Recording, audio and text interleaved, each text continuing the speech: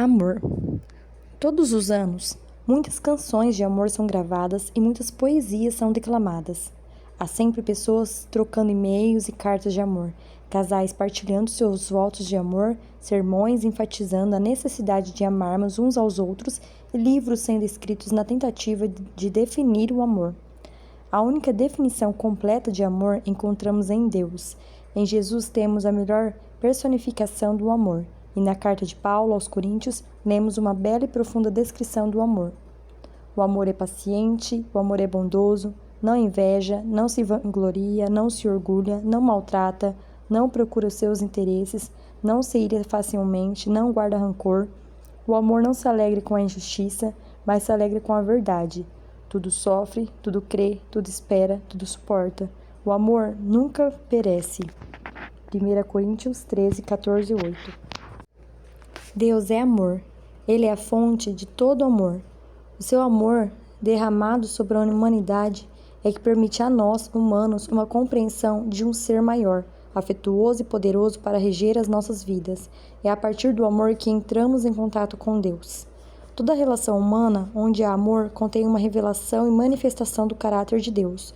Todo e qualquer amor existente no íntimo de cada ser e nos relacionamentos humanos é doação e expressão de Deus à humanidade criada e amada por Ele.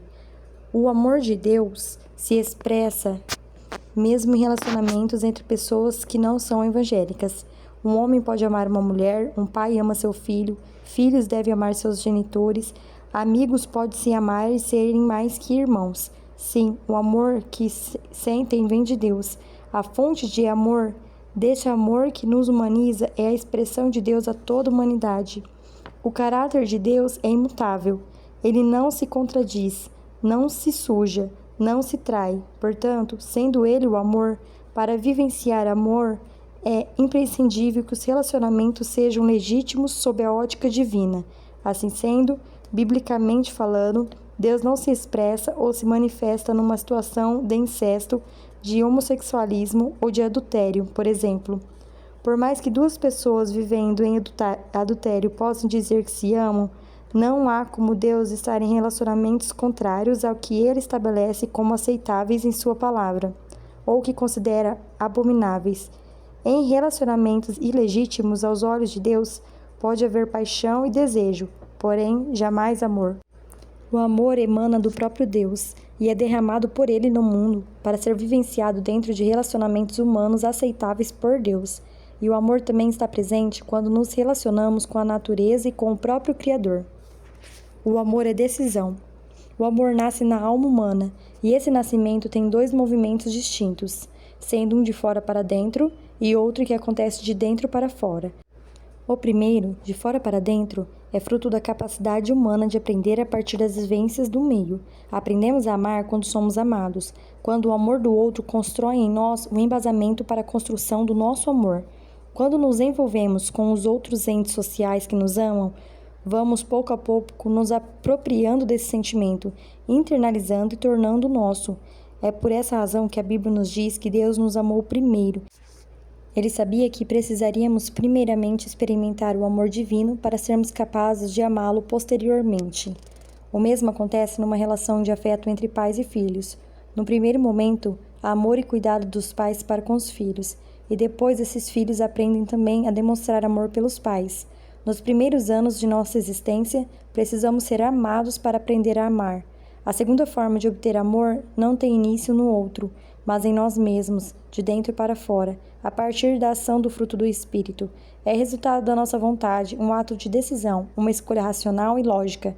Assim sendo, é possível uma pessoa que nasceu em um lar com desamor aprender a se amar, construindo uma autoestima positiva a partir do amor de Deus derramado em sua alma e da disposição pessoal de amar a si mesmo, que é mandamento de Deus: ame o seu próximo como a si mesmo. O amor humano, gerado pelo fruto do Espírito, é uma decisão a ser tomada. Podemos decidir voltar a amar uma pessoa que tenha nos ferido, num relacionamento conjugal, por exemplo, e se conseguimos restaurar pontos de afeto com pessoas que nos feriram, com desamor ou indiferença. Por outro lado, quando o fruto não é regado ou desenvolvido, o amor humano pode diminuir de intensidade. Em um casamento, se um cônjuge resolver não mais nutrir amor pelo outro, esse amor pode até mesmo acabar. De modo semelhante, um indivíduo pode decidir não mais amar seus filhos, seus pais, amigos ou a si mesmo, afastando-se de Deus por não nutrir o fruto esperado. Amor é o fruto do Espírito que devemos querer buscar em Deus com determinação diária. Vivenciar e obter o amor é uma decisão nossa, é um mandamento divino, algo que podemos fazer, já que Deus não nos pede nada que não possamos realizar. O amor de Deus nunca falha, nunca erra, nunca acaba, mas o nosso amor, enquanto fruto, precisa ser desejado, nutrido e regado continuamente em nosso interior para não morrer. Muitos pensam que, pelo fato de serem cristãos, o amor deles não vai esfriar. Passam anos magoando pessoas, deixam de expressar seu afeto, não oram para operar melhor fruto do Espírito e não entendem que precisam decidir sentir amor pelos outros. Deus nos doa amor, mas a aquisição e a administração dessa virtude cabe a nós. Se você não administrar bem, tomando a resolução de manter acesa a chama do amor em você, os problemas cotidianos, as frustrações, as mágoas causadas por outros e os conflitos dos relacionamentos podem sufocar e fazer morrer o seu amor. Por outro lado, mesmo que seu amor acabe, há uma fonte, que é Deus, onde você pode buscar uma nova dose para aquecer seu coração. Tanto o amor aprendido e assimilado pelo amor do outro como o amor que surge como processo decisório promovem atitudes amorosas nos indivíduos. O amor se expressa através de atos generosos e promotores de crescimento e de correção. Um casal se abraça porque se ama, ajudamos os nossos próximos porque o amamos e castigamos os nossos filhos quando esses erram porque nutrimos amor por eles. Deus nos amou e seu amor moveu nele o ato de entregar seu filho. Se ele tivesse nos amado e não tivesse agido a partir de seu amor, não teríamos hoje a redenção como resultado da morte de Jesus. O nosso amor precisa gerar atos. Quem ama precisa aprender a demonstrar seus sentimentos, necessita falar sobre eles a quem ama. Há muitos casais que se amam, mas há muito perderam o hábito de fazer carinhos um no outro e dizer eu te amo. Há pessoas que passaram a adolescência com pessoas rancorosas e que receberam pouco afeto na infância. Existem filhos que nunca ouviram uma expressão de afeto de seus pais e que na infância não conseguiam perceber que o fato de serem sustentados afetivo e financeiramente eram demonstrações de amor. Passaram a vida esperando palavras afetuosas, abraços e beijos, mas suas expectativas foram frustradas. Outros há que ouviram muito eu te amo de pais e familiares que na prática abusaram sexual e emocionalmente deles. Para esses, muitas vezes, aprender a dar afeto só é possível a partir da convivência com Deus amoroso e compreensivo. Precisam vivenciar o verdadeiro amor divino. A partir de então, podem aprender a falar de amor e a expressar seus afetos. Aprendemos com um ou outro a expressar amor. Uma esposa carinhosa ensina o seu marido a ser mais carinhoso. Um homem que expressa seu amor através de palavras ensina a esposa a proferir palavras de afetos. Filhos ensinam pais, avós ensinam netos, irmãos ensinam irmãos. Amor gera amor. Quanto mais somos amados, mais amamos. Quanto mais amamos, mais somos amados. O próprio Deus, que é fonte de amor, ama todos com amor infinito e compromissado, visando a nossa salvação e felicidade. Quanto mais amamos a Deus, mais Ele nos ama, não só com um amor universal, mas com um amor particular, íntimo e pessoal. As fases do amor.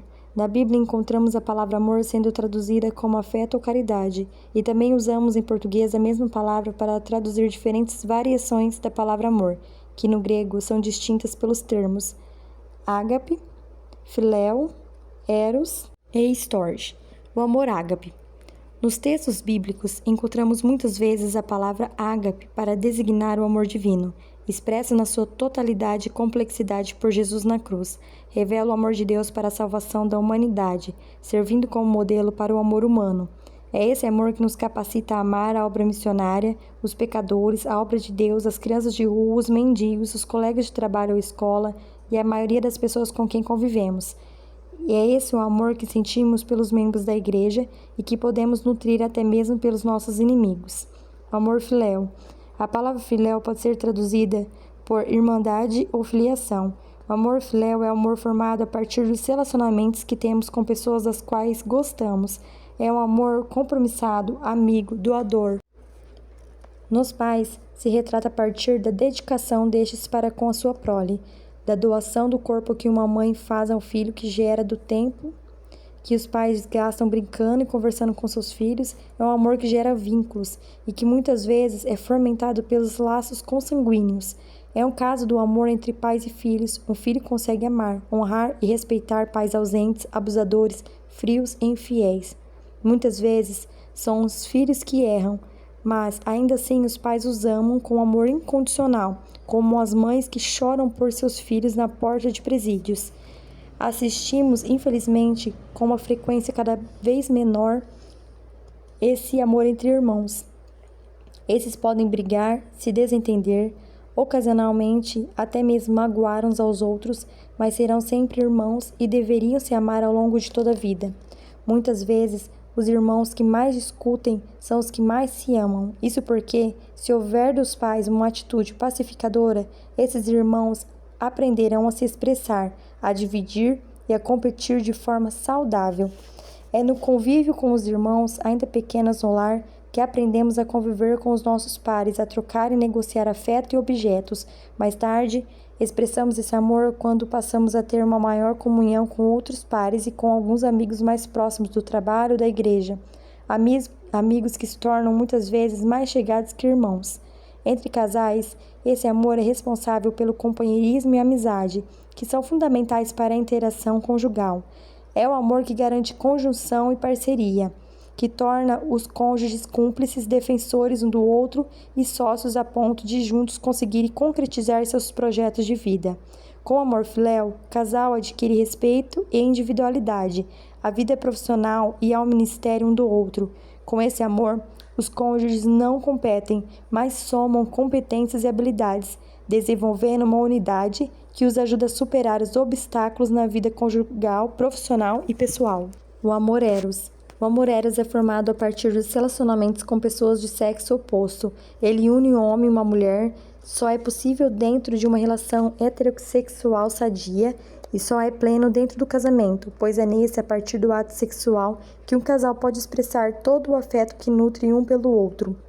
Essa forma de amor é muito importante, mas vem sendo distorcida pela mídia, a partir de um movimento de erotização das coisas e das pessoas, incluindo as crianças, que desde cedo são estimuladas errônea e precocemente na sua sexualidade, através de expressões indecentes, roupas, músicas e danças, gerando pedófilos e compulsivos sexuais e formando pessoas carentes e inconsequentes no plano relacional. No casamento, o sexo, quando feito com amor, torna os cônjuges mais unidos, cativos um ao outro. É quando fazer sexo torna-se fazer amor.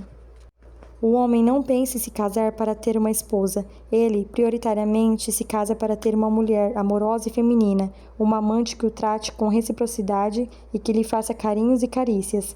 Já a mulher se casa para ter um marido, um companheiro, um esposo, e pode se esquecer de que tem um homem ao seu lado, que quer ser tratado como macho e ser desejado sexualmente como um homem. Quando uma esposa não percebe isso, tratando seu marido só como marido e não o honrando ou desejando como seu homem, pode comprometer seu casamento. As mulheres não são máquinas programadas para arrumar a casa e cuidar dos filhos. Gostam de surpresa, de um carinho, um elogio sincero, do olhar embasbacado dos maridos quando se arrumam. Querem contrapor suas atribuições com momentos de lazer, com sorrisos ao lado de um esposo bem-humorado. Da mesma forma, os maridos não são apenas provedores financeiros ou pais dos filhos gerados. Eles precisam ser tratados como namorados, se sentindo privilegiados pelo amor e atenção, paparicados com beijos e abraços de uma mulher que se arruma para eles. Os maridos precisam aprender a voltar a sorrir, enamorando-se todos os dias da esposa divertida e bem-humorada com quem se casaram. Elogie mais os pequenos gestos de cuidado e carinho cotidianos, sorria mais, e se preciso for, repita o sorriso todas as vezes que seu marido lhe contar a mesma piada. Homens precisam de companheirismo, e se as esposas não estiverem dispostas a rirem com eles, eles vão acabar se abrindo com outros homens que nem sempre serão bons amigos. Lembre-se sempre que quanto mais carinho e afeto você dispuser ao seu cônjuge, mais vontade ele terá de voltar para casa. E quanto mais você o satisfazer sexualmente, mais bem-humorado e carinhoso ele pode se tornar. Portanto, invista em lingeries, assegure sempre a privacidade do seu quarto, mesmo com filhos pequenos, e converse muito para que o sexo entre vocês, que é um grande presente de Deus, seja satisfatório e doador de amor para ambos. Infelizmente, porém, são muitos os casais que enxergam o sexo como uma coisa mecânica e carnal, e que perdem a oportunidade de construir o amor eros e renovar o desejo e o amor conjugal a partir do ato sexual. Muitos casais procuram ajuda terapêutica por não mais sentirem atração pelo outro. O que se nota é que os casais não interpretam o sexo como uma expressão máxima de amor que se pode dar a outra pessoa. Deixam de investir na carícia, no namoro cotidiano, dentro do casamento e em atitudes prazerosas para ambos. Perderam a criatividade na prática sexual. Passam a não mais respeitar os desejos e sentimentos do seu par e fazem da relação sexual um ato egoísta e doloroso, emocionalmente e, por consequência, também fisicamente. Cultive o amor eros na relação conjugal, pois é o amor doado por Deus para o prazer e felicidade conjugal. É a partir da ausência desse que muita carência é gerada e muito adultério é cometido. Portanto, se você é casado, invista no sexo, entendendo como um ato que precisa ser construído cotidianamente e como um espaço em que as almas se tocam, se completam e se satisfazem. Orem juntos pelos filhos, pelos compromissos financeiros, por vínculos de afeto, pela construção de uma admiração recíproca e pela manutenção do desejo sexual. Deus quer homens e mulheres felizes. O amor storge. O amor storge é o amor formado nos relacionamentos com pessoas com as quais nos comprometemos. É um amor em ação, sacrificial, comprometido, que garante provisão de afeto e de cuidados. Esse amor se desdobra em atos. O amor storge nos pais se traduz no cuidado esmerado desses com o bebê, na atenção para com a saúde dos filhos, atualizando as vacinas e promovendo médicos, dentistas e cuidados básicos, como alimentação e troca de fraldas e o vestuário. Pais que amam precisam demonstrar o amor brincando com os filhos, acompanhando as notas escolares, estudando junto, conhecendo os amigos, elogiando seus trabalhos e vigiando-os quando há o uso de drogas e más companhias. O amor storge na mulher faz dela uma esposa dedicada à casa, ao marido e aos filhos, desdobrando-se em atenção, cuidados e carinhos. Afinal, o amor storge implica atitudes muitas vezes sacrificiais, mas que rendem à família uma cumplicidade e unidade necessária à felicidade de todos. Para os maridos, esse amor é que ameniza a tarefa de serem provedores administrativos e afetivos. No primeiro caso, o marido consegue administrar e governar a sua casa com disposição e competência, ajudando nas tarefas domésticas e dividindo as responsabilidades para com os filhos. Como provedor afetivo, torna-se hábil em brincar, abraçar, afagar e elogiar sua esposa e filhos, vivendo com eles com entendimento e sendo carinhoso e justo no trato com a sua família. O amor storge é sem dúvida o mais trabalhoso e, geralmente, é o primeiro que acaba em um relacionamento. Há muitas pessoas que declamam amor aos outros, mas quando precisam transformar esse amor em atos, não o fazem. Amar de verdade dá trabalho. Amar ou gostar? As palavras são mutáveis em seus significados e valores. A palavra marginal, que significa estar à margem, hoje tem sido utilizada dentro de outro contexto e significado. Outras, como ignorante, por exemplo, que aponta para quem não conhece determinado assunto, evidencia o quanto a linguagem é versátil. Há, porém, uma palavra cada vez mais em uso, mas que traz equívocos substanciais, uma vez que a estamos esvaziando ou diluindo seu precioso significado. Refiro-me à palavra amor. As pessoas dizem que amam o pai, o cônjuge, a mãe, filhos e amigos, mas com a mesma intensidade e naturalidade que dizem também amar torta de chocolate, uma marca de carro, um prato de estrogonofe, um shopping center preferido ou uma marca de roupa. Na verdade, estamos substituindo a palavra gostar ou admirar pela palavra amar. Gostamos de uma comida, de um lugar, de um clima ou de uma música. Podemos admirar um personagem de desenho animado ou um quadro de um artista. Podemos julgar interessantes um filme ou um livro. Amar é uma decisão racional de nutrir afeto, um ato maior, interativo e consciente. Amar pode ser difícil, trabalhoso e muitas vezes amamos pessoas que nem são gostáveis ou admiráveis. Assim o fazemos porque sabemos ser o certo, porque é um mandamento divino, porque decidimos amar ao invés de odiar ou guardar rancor, amargando nossa existência. Sim, amar é diferente de gostar. Há pessoas que são difíceis de gostar, pais ausentes, familiares abusivos, vizinhos encrenqueiros, parentela e colegas de trabalho invejosos, fofoqueiros, egoístas e maus. Há ainda aqueles que se esmeram em tentar nos destruir, caluniar e perseguir, colocando-se como inimigos nossos, retornando o bem em mal. Destes, podemos até admirar a tenacidade ou disciplina, mas não gostamos do que fazem ou falam. Entretanto, mesmo a esses inimigos, biblicamente podemos decidir amá-los, a ponto de não responder à altura, denegrir ou desejar o mal. Nosso afeto torna-se superior à mesquinhez do outro e não está subordinado ao merecimento alheio. Amamos para não sofrer com ódios ou iras. Amamos pessoas, mesmo sem gostar de alguns ou muitos de seus atos. Goste de coisas, ame pessoas. Esforce-se para gostar de pessoas e, quando for difícil conviver com o desgostar, não deixe que o desgosto o consuma. A difícil decisão de amar. Vale ressaltar mais uma vez: amar é uma decisão. É decidir nutrir afeto por uma pessoa a despeito de não gostar de tudo nela. E é só pelo fruto do Espírito que podemos amar os inimigos, pessoas que nos feriram, familiares que nos maltrataram, pessoas que não merecem nosso amor. Amor não é condicional. Assim sendo, não espere a mesma dose de amor de quem você precisa amar. Sejam pais, sejam irmãos, colegas de trabalho e da igreja. Lembre-se de que as outras pessoas podem fazer decisões diferentes de você. Alguns pais podem escolher continuar jogando indiretas, alguns irmãos vão permanecer diminuindo você, sua mãe pode não retornar suas ligações e muitas pessoas podem escolher não amar você. Situações geradas por outros nos afetam: rejeição, traição, inconsequência, responsabilidade, descompromisso, desonra, abandono ou falta de cuidado parental. As pessoas nos afetam com seu desprezo, sua frieza e com palavras e atos que ferem nossa alma. Por isso, muitas vezes, é importante que amemos algumas pessoas de longe, sem contato frequente, sem poder partilhar com elas o nosso cotidiano, bem como nossas decisões e momentos de vida. Por outro lado, nossos afetos também afetam outras pessoas. Uma esposa carinhosa pode aquecer o coração gelado de um marido. Um filho amoroso pode afetar uma mãe distante. Atos de amor constrangem pessoas impassíveis e frias emocionalmente.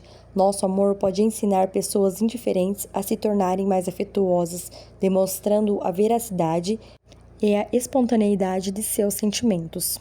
Em nossa igreja, temos uma família que amo muito. A filha e a esposa se converteram e logo depois o marido começou a frequentar a igreja. Como temos momentos de comunhão em que nos abraçamos, esse homem, a princípio meio desconfiado, começou pouco a pouco a interagir com os membros da igreja. Certo dia, seu filho mais velho chegou à sua casa e foi recebido com um abraço, um beijo e um "eu te amo, meu filho". Esse filho ficou tão surpreso pela nova atitude do pai que veio à igreja e entregou-se a Jesus juntamente com a sua esposa. Sim, o amor afeta, transforma o ambiente, aquece a dureza da vida e a frieza dos corações. Quem ama reflete Deus e seu eterno, singular e incomparável amor. Deus ama com amor inexplicável e nós não somos merecedores de seu grande amor. Deus é amor, nós amamos. E é difícil decidir amar pelo fato de a natureza humana ser inconstante, egoísta e mesquinha. Mas precisamos amar, por mais difícil e trabalhoso que seja amar algumas pessoas. Comece praticando amor com quem você já sabe que ama. Agradeça pelo afeto recebido, pela roupa lavada, pela comida gostosa, pela obediência de um filho, pelo cuidado e sustento de pais responsáveis. Devolva o amor recebido na forma de atitudes amorosas, falas doces e elogiosas, abraços demorados e de um sentimento sincero, comprometido e expresso na frase simples de "eu amo você". Amplie seu amor para as pessoas que o magoaram, que não o amam, que são difíceis e complicadas para amar. Ame seus opositores e inimigos, mantendo até uma devida distância física, muitas vezes amando silenciosamente, mas estando pronto para demonstrar seu amor quando for preciso, devolvendo mal com bem. Lembre-se que amar é um mandamento divino e por isso mesmo demanda de cada um de nós uma decisão pessoal em obedecer. Numa relação complexa de interligar decisões e sentimentos, ame porque você é amado por Deus. Ame para ser amado e para continuar frutificando. Esta que é a primeira e mais profunda virtude do fruto do Espírito.